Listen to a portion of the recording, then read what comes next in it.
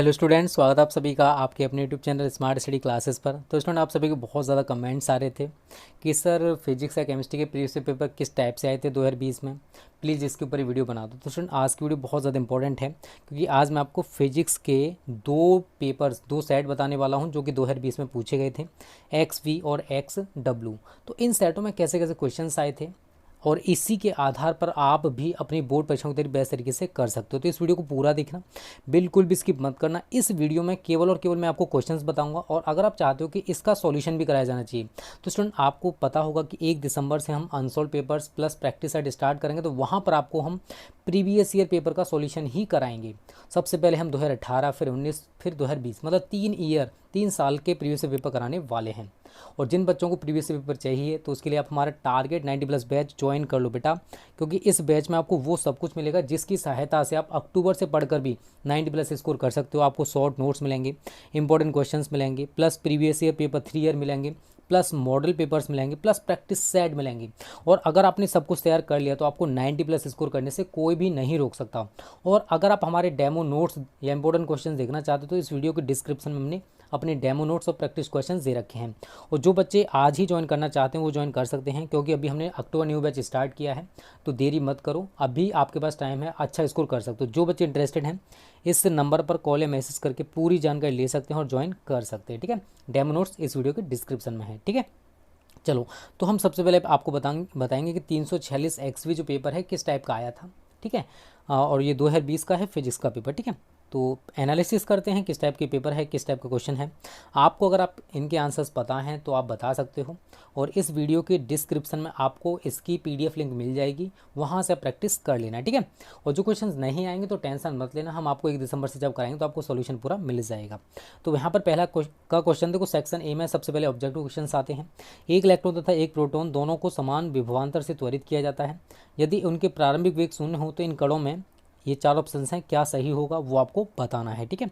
उसके बाद अगला है ख, विद्युत वाहक बल एक सेल का प्रतिरोध R के सिरों से जुड़ा है। यदि सेल का टर्मिनल विभवांतर V हो तो सेल का आंतरिक प्रतिरोध हमको बताना है। यहाँ पर ये ऑप्शन दे रखे हैं, देखो टिक लगा हुआ है, ये कंफर्म नहीं कि सही होगा, ठीक है। पहले मैं आपको बता दूं क्योंकि जिससे मैंने पेपर लिया था उसने टिक लगा रखे हैं, हो सकता है सही भी हो सकता है गलत भी हो, ठीक है। ये तो कैलकुलेशन की बात ही पता चलेगा, ठीक है। ग है स्टूडेंट, एक शुद्ध प्रेरकत्व में औसत शक्ति 6 बतानी है। 4 ऑप्शन रखें, इसमें से एक सही होगा। घ है, एक इलेक्ट्रॉन n=2 कक्ष से n=4 कक्ष में अपनी स्थिति परिवर्तित करता है। यदि R रेडवर्ग नियतांक हो तो इससे संलग्न तरंगदैर्घ्य होगी। 4 ऑप्शन रखें, इनमें से एक सही होगा। आगे बढ़ते हैं, ठीक है स्टूडेंट। तो ये दोबारा से वही पेज वो हो गया कॉपी। उसके देखो सेक्शन बी स्टार्ट होता है, तो यहाँ पर आपके वेरी शॉर्ट टाइप क्वेश्चंस पूछे जाते हैं। तो दूसरे का है, एक बंद पृष्ठ के भीतर n वैद्युत द्विध्रुव रखे हैं, बंद पृष्ठ से निर्गत कुल वैद्युत फ्लक्स कितना होगा ये हमको बताना है। ख है, एक समतल विद्युत चुंबकीय तरंग में दोलित्र चुंबकीय क्षेत्र दे रखा है ये, तो दोलित्र चुंबकीय क्षेत्र वैद्युत क्षेत्र का हमको व्यंजक लिखना है।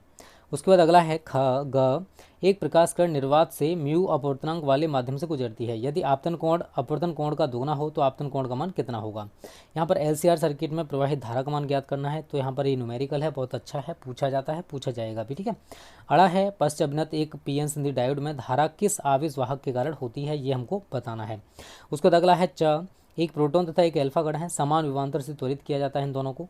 यदि उनका वेग क्रमशः VP तथा V अल्फा हो तो VP एवं VA में संबंध बताना है हमको, V अल्फा में संबंध बताना क्या होगा, ठीक है। उसका सेक्शन सी स्टार्ट होता है। यहाँ पर आपके शॉर्ट टाइप क्वेश्चंस पूछे जाते हैं जो कि 2-2 नंबर में होते हैं। का है तीसरे का, लेंज का नियम क्या है, समझाइए कि लेंज का नियम ऊर्जा संरक्षण पर आधारित है। ख है, हाइड्रोजन परमाणु की आयनन ऊर्जा दे रखी है और हीलियम परमाणु की आयनन ऊर्जा कितनी होगी ये हमसे पूछा गया है। ग, पोलराइड से समतल ध्रुवित प्रकाश का संसूचन कैसे करेंगे ये हमको बताना है। घ है, नेत्र का दूरदृष्टि दोष क्या है, इसका निवारण कैसे किया जाता है। अथवा आप इस क्वेश्चन का आंसर भी कर सकते हो, गॉस के नियम की सहायता से बिंदु आवेश के कारण किसी बिंदु पर वैद्युत क्षेत्र की तीव्रता का हमको व्यंजक प्राप्त करना है, ठीक है। अच्छे सवाल है, तो क्वेश्चंस अच्छे हैं, इसी टाइप के आएंगे बोर्ड परीक्षा में, टेंशन मत लेना, ठीक है। तो ये तो मैंने आपको बता दिया। खंड दा देख लीजिए आप, खंड दा में चौथे का न्यूमेरिकल टाइप दे रखा है, ठीक है। इसमें 100 वोल्ट 50 हर्ट्ज वाले प्रत्यावर्ती धारा स्रोत से 10 ओम का प्रतिरोधक तथा 1/10 पाई हेनरी का एक प्रेरक श्रेणीक्रम में जुड़े हैं, मतलब LR सर्किट हो गया। कौन सा सर्किट हो गया, LR सर्किट, ठीक है। और मैं आपको प्रत्यावर्ती धारा जब पढ़ाऊंगा तो आपको 7 सर्किट्स बताऊंगा जो कि बोर्ड परीक्षा वहाँ से हर साल कुछ ना कुछ जरूर पूछा जाता है।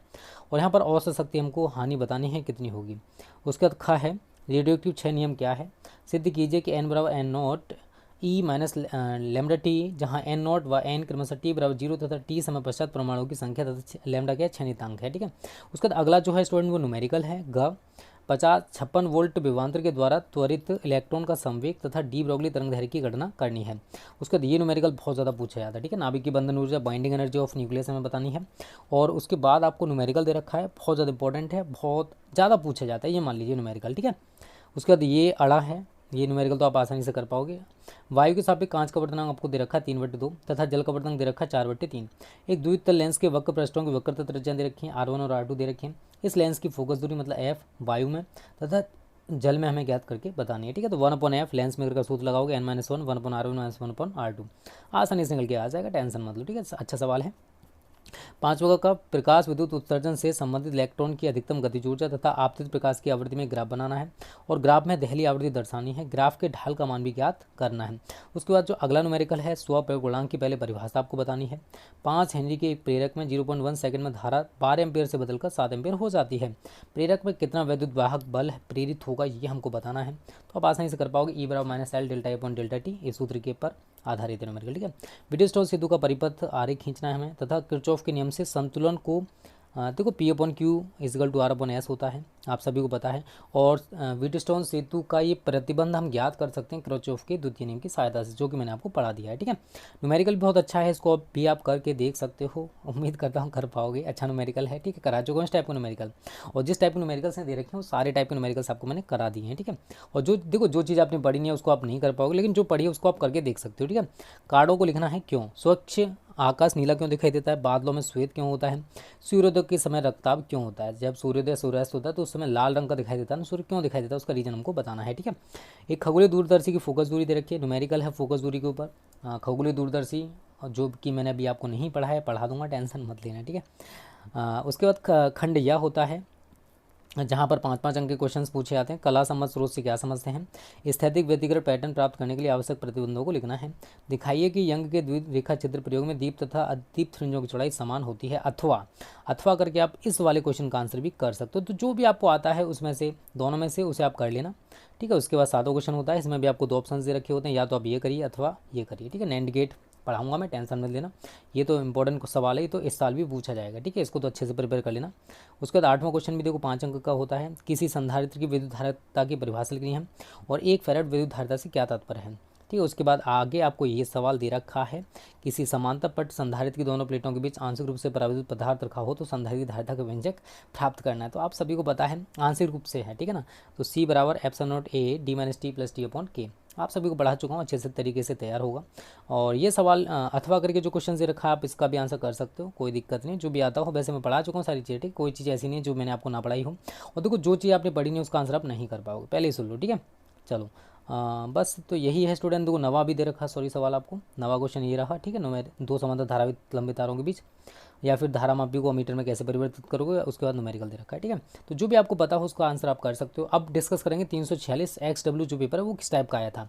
अभी हमने XV को डिस्कस किया, अब देखते हैं XW। ठीक है, तो स्टूडेंट देखो यहाँ पर आपको पहले तो वही ऑब्जेक्टिव स्टार्ट होंगे। समान पदार्थ के 2 घनों की भुजाएं क्रमशः L तथा 2L हैं, इनके प्रतिरोधों का अनुपात आपको बताना है। 4 ऑप्शन रखें, इनमें से एक सही होगा।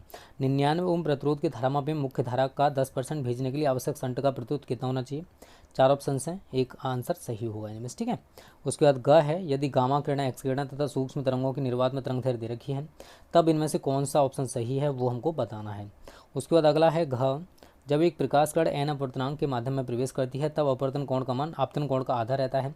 अपवर्तन कोण का हमें मान ज्ञात करना है। ठीक है, तो 4 ऑप्शन रखें, इनमें से एक सही होगा। ठीक है, इसी तरीके से आपका ये क्वेश्चन है ऑब्जेक्टिव, तो इनमें से भी एक सही होगा। जो भी आपको पता हो उसका आंसर आप लिख सकते हो, जो ना पता हो उसको हम बता देंगे, टेंशन मत लेना। ठीक है, च है, एक पीएन संधि डायोड का उत्क्रम अभिनत हमको बताना है, इसमें से कौन सा उत्क्रम अभिनत होगा। तो ये आप सीखोगे, अभी मैं आपको बता दूंगा तो आप कंफ्यूज हो जाओगे कि मैंने आपको क्या बताया, समझ में नहीं आएगा। ठीक है, तो जो चीज़ आपको पता है, जो चीज़ आप पढ़ चुके हो उसका आप एनालिसिस कर सकते हो, उसकी तैयारी कर सकते हो। दूसरे का क्या है, एक सेल का विद्युत वाहक बल 2 वोल्ट है, इस कथन का क्या अर्थ है। ख है, किसी पदार्थ की चुंबकीय प्रवृत्ति आपको दे रखी है, पदार्थ की अपेक्षित चुंबकशीलता का मान ज्ञात करना है। ग है, एक हेनरी स्वप्रेरक गुणांक की परिभाषा दीजिए। घ है, एक समतल विद्युत चुंबकीय तरंग के विद्युत क्षेत्र का आयाम दे रखा है, तो चुंबकीय क्षेत्र का आयाम आपसे पूछा है। ठीक है, अड़ा है, एक नाभिक है ZXA क्रमशः एक अल्फा तथा एक बीटा को उत्सर्जित करता है, तो उत्सर्जन के बाद नया नाभिक क्या होगा। चाहे फोटो डायोड का सिद्धांत क्या है। ठीक है, बहुत अच्छे अच्छे क्वेश्चन हैं, रिपीटेड क्वेश्चन हैं। इसी टाइप क्वेश्चन आपको 2021 में भी देखने को मिलेंगे, खंड सा या सेक्शन सी। तो तीसरे का क्या है, एक 10 वोल्ट का विद्युत वाहक वाला न्यूमेरिकल है, इसे आप आसानी से कर सकते हो, बहुत ही सिंपल है, कुछ नहीं है। V बराबर E माइनस आई आर सभी ने पढ़ रखा, उसी के पैटर्न पर है।